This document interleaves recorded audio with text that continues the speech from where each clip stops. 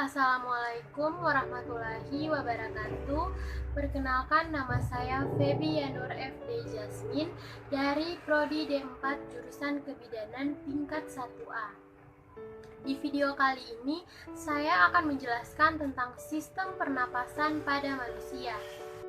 Sistem pernapasan pada manusia adalah sekumpulan organ yang terlibat dalam pertukaran gas oksigen atau O2 dan karbon dioksida atau CO2 dalam darah. Berikut alat pernapasan pada manusia. Yang pertama, ada rongga hidung. Hidung merupakan alat pernapasan paling awal yang dilalui udara.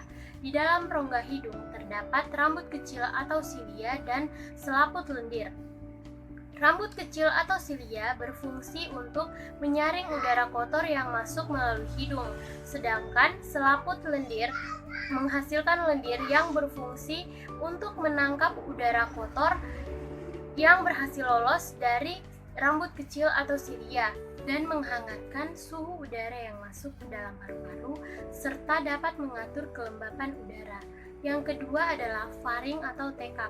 Faring merupakan rongga persimpangan antara jalan udara pernapasan dan jalan makanan atau esofagus. Yang ketiga ada laring atau pangkal tenggorokan. Laring merupakan saluran udara dan berperan dalam pembentukan suara. Yang keempat ada trakea atau batang tenggorokan yang berfungsi sebagai tempat lewatnya udara. Trakea merupakan lanjutan dari laring yang dibentuk dari 16 sampai 20 cincin yang terdiri dari tulang-tulang rawan. Yang kelima ada bronkus atau cabang batang tenggorokan. Pada daerah dada, trakea bercabang dua ke kiri dan ke kanan yang disebut bronkus atau cabang batang tenggorokan di dalam paru-paru. Bronkus membentuk cabang-cabang yang disebut bronchiolus yang menuju pada lobus pada paru-paru. Dan yang keenam ada bronchiolus. Bronchiolus adalah percabangan dari bronkus. Yang terakhir ada paru-paru atau pulmo yang merupakan tempat terjadinya pertukaran oksigen atau O2 dan karbon dioksida atau CO2. Paru-paru terletak di dalam rongga dada kanan dan kiri jantung yang dilindungi oleh tulang-tulang rusuk. Paru-paru kanan memiliki 3 lobus, sedangkan paru-paru kiri memiliki 2 lobus.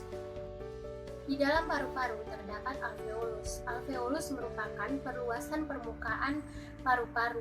Alveolus menjadi ujung pada saluran pernapasan manusia. Pada dinding alveolus inilah terjadi pertukaran gas O2 dan CO2 atau oksigen dan karbon dioksida. Berdasarkan proses terjadinya pernapasan, manusia memiliki 2 tahap mekanisme pertukaran udara. Yang pertama, mekanisme pernapasan luar atau eksternal yang merupakan pertukaran O2 dan CO2 antara darah dan udara yang terjadi di dalam paru-paru. Di dalam paru-paru terjadi pertukaran gas, yaitu CO2 meninggalkan darah dan O2 masuk ke dalam darah melalui proses difusi. Yang kedua ada mekanisme pernapasan dalam atau internal yang merupakan proses pertukaran gas di dalam jaringan tubuh. Pada pernapasan dalam, darah masuk ke dalam jaringan tubuh. Oksigen meninggalkan hemoglobin dan berdifusi masuk ke cairan jaringan tubuh. Manusia bernapas melalui 2 fase, yaitu fase inspirasi atau menghirup udara dan fase ekspirasi atau menghembuskan udara atau napas. Berdasarkan otot yang berperan aktif dalam proses pernapasan dapat dibedakan menjadi 2, yaitu pernapasan dada dan pernapasan perut. Yang pertama, pernapasan dada inspirasi terjadi apabila otot antar tulang rusuk luar berkontraksi, maka tulang-tulang rusuk terangkat sehingga volume rongga dada membesar. Keadaan tersebut mengakibatkan tekanan dalam rongga dada lebih kecil daripada tekanan udara yang berada di luar tubuh. Akibatnya, udara di luar yang mempunyai tekanan udara lebih besar masuk ke dalam paru-paru.